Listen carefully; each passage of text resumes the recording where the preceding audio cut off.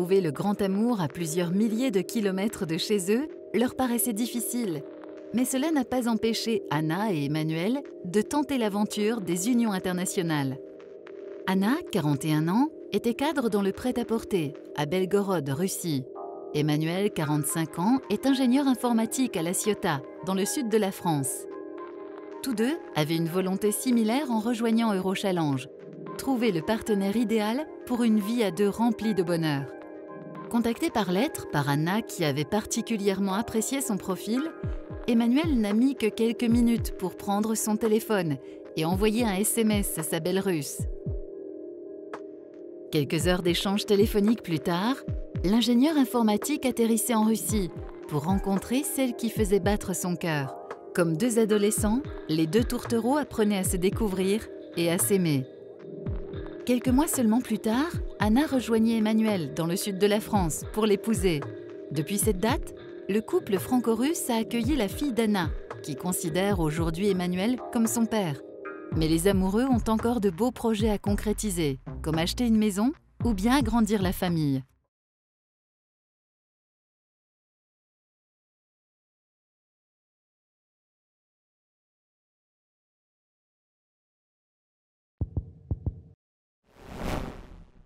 Bienvenue à Anna et Emmanuel, qui sont mariés depuis combien de temps maintenant?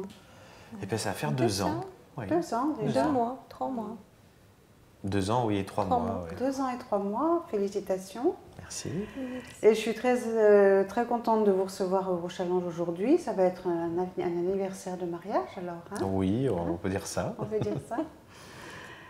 Emmanuel, c'est d'abord à vous que je vais m'adresser. Est-ce que vous vous souvenez qu'au moment de votre inscription à Eurochallenge, dans quel état d'esprit vous étiez? Dans quel état d'esprit j'étais? J'étais perplexe en fait, hein, parce que quand pour la première fois vous allez dans une agence de ce type, surtout que j'étais donc jamais allé précédemment dans ce genre d'agence, on se demande ce qu'on va rencontrer, comment ça va se passer, un peu de curiosité, un peu de peur, mais bon, je savais que j'y allais quand même pour des bonnes raisons.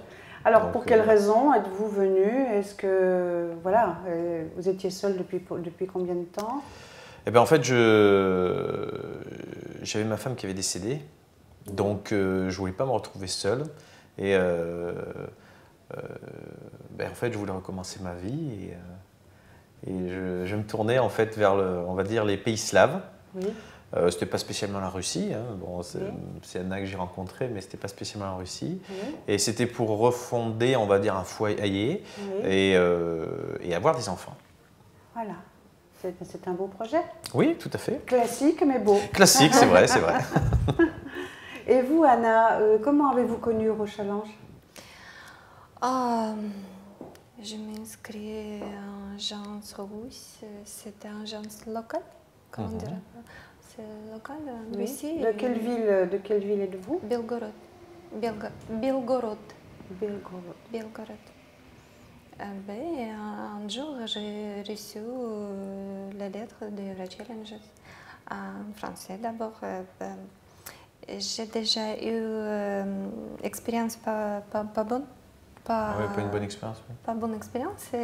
J'ai déjà. Avec un Français? Non. Non. Non. Oui, et je pensais que c'est déjà fini, c'est impossible de rencontrer quelqu'un par agence. Oui. Et tout. Je n'ai pas répondu. Et dans 2 mois, je pense, j'ai reçu encore la lettre en anglais déjà. Et j'ai déjà commencé à réfléchir. Et après, j'ai reçu la lettre en Russie. En Russie, pardon, le Eurochallenge, je pense d'accord, 3e fois, c'est signal. Il faut que je réponde. Et le dossier d'Emmanuel, vous l'avez eu à quel moment, le dossier d'Emmanuel? J'ai déjà dans 3 ans, je pense, après inscription. Et pourquoi c'est Emmanuel qui a reçu votre choix, votre sélection? Pourquoi vous avez choisi Emmanuel? Il y avait quelque chose dans les yeux, sur la photo. Oui, le regard. Ah oui, c'est quelque chose qui n'a pas menti. Oui. Comment expliquer? C'est difficile. Expliquer en français. Oui, c'est vraiment le meilleur que j'ai vu. Le meilleur, oui. Oui, on va dire ça, oui. Les lumières dans mes yeux. Oh, oui. Oui. Et comment s'est déroulée votre adhésion? À quel moment vous êtes allé? Vous êtes allé la voir ou si vous l'avez invitée? Non, non, je suis allé la voir. D'accord. Donc en fait, à partir du moment où effectivement j'ai reçu donc sa lettre, Oui. C'est vrai que je m'étais mis un certain nombre de critères par rapport au choix de la personne avec qui je voulais vivre. Oui. Je dirais que c'était un choix classique, on imagine toujours une grande blonde, ce genre de choses. Et en plus qui n'avait pas d'enfant à l'époque, parce que je considérais qu'un enfant, en tout cas quand je dis pas d'enfant, qui ne devait pas avoir plus de 5 ans. Parce que je pensais que si elle venait en France, cette personne, un enfant de plus de 5 ans pouvait peut-être avoir des difficultés pour s'adapter par rapport au fait qu'ils ne connaissent pas le français forcément, et puis peut-être une sorte de se sentir déraciné ou ce genre de choses. Donc je m'étais mis ce critère-là, et quand j'ai reçu pour la première fois en fait le profil de Anna, il y avait effectivement comme quoi elle avait une fille, mais sa lettre était tellement magnifique et qu'elle était surtout, elle montrait que c'était une femme qui avait la tête sur les épaules, parce que ce que j'avais un petit peu peur, c'est qu'une femme étrangère pense que la France c'était l'Eldorado, que tout était beau, rose, alors qu'en fait on est des hommes comme n'importe qui dans le monde, qu'on a des problèmes comme n'importe qui, et j'avais peur qu'elle se fasse des illusions, et que du coup qu'en venant après ici en France, eh ben, ça puisse se passer mal. Et sa lettre était tellement justement magnifique de ce côté-là, que je me suis dit, bon bah tant pis, elle a une fille, allez on va discuter. Et donc la première chose que j'ai faite, par contre, je savais très bien qu'elle, en étant en agence, il n'y avait pas de problème sur le fait de venir dans un autre pays. Par contre, pour sa fille, j'avais des petits doutes. Donc en fait, ma première lettre a été de lui demander « Et qu'est-ce que pense ta fille de tout ça ?» Et en fait, c'était cette lettre-là que j'attendais avec impatience, parce qu'en fonction de ce qu'elle allait répondre, on continuait ou on ne continuait pas. Et en fait, elle m'a répondu une fois de plus une merveilleuse lettre, et sa fille, alors c'est pas elle qui écrivait dedans parce qu'elle ne savait pas écrire en anglais, mais par contre c'est elle qui avait dicté, on va dire, les mots à Anna, et c'était merveilleux. Et je me suis dit, bah écoutez, puisque tout le monde a l'air d'être prêt, qu'il n'y a pas de problème, on va continuer. Et donc on a discuté pendant à peu près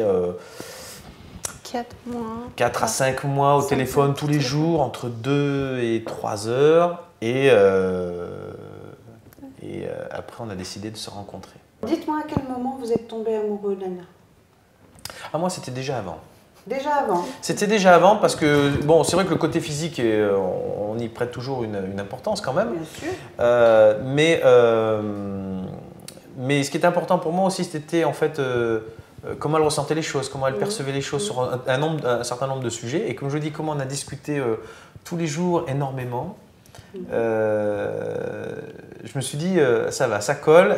Tous les sujets, aussi bien pour les enfants que pour les destinations, que pour le cinéma, la musique. Enfin, on avait quand même beaucoup de choses en commun.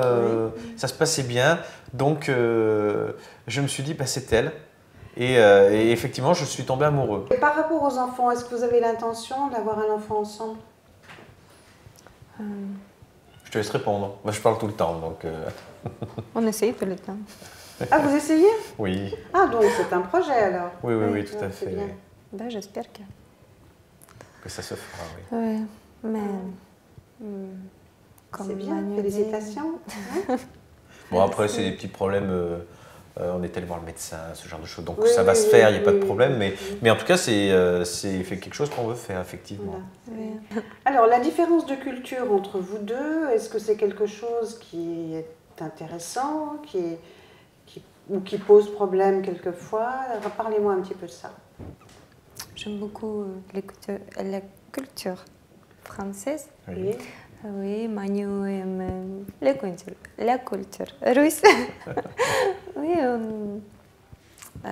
non, on n'a pas de problème en fait. Oui, en fait, ce qui est même assez surprenant, c'est que ça faisait partie aussi des craintes. Hein, quand on va essayer de rencontrer quelqu'un d'étranger, j'avais un petit peu des craintes sur justement la culture, ou ne serait-ce que sur la nourriture ou sur un certain nombre de choses. Et je me suis dit, bon, ok, je vais peut-être m'entendre avec ma future femme très bien, il n'y a pas de problème. Enfin, j'avais pas trop de doute là-dessus.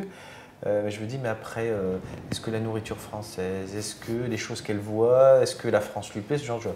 Et puis finalement, j'étais extrêmement surpris parce qu'elle a commencé à me dire, bah, j'écoute Dalida, j'écoute Patricia Cass, j'écoute, enfin, tout un tas de personnes françaises. Proche, je pense. Elle me parle aussi Notre beaucoup culture sont très proches. Oui, aussi. Depuis oui. déjà Beaucoup 200-300, oui. Ouais. Donc c'est plutôt Grâce à quelque notre chose qui vous rapproche en fait, les différences de culture.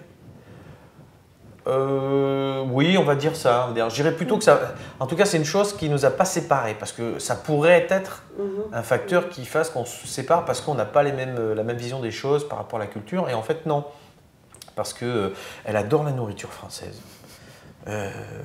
C'est ça. J'ai pris 10 kilos ici. Elle a pris des kilos aussi, oui. Même mon chat, il a pris 2 kilos ici aussi.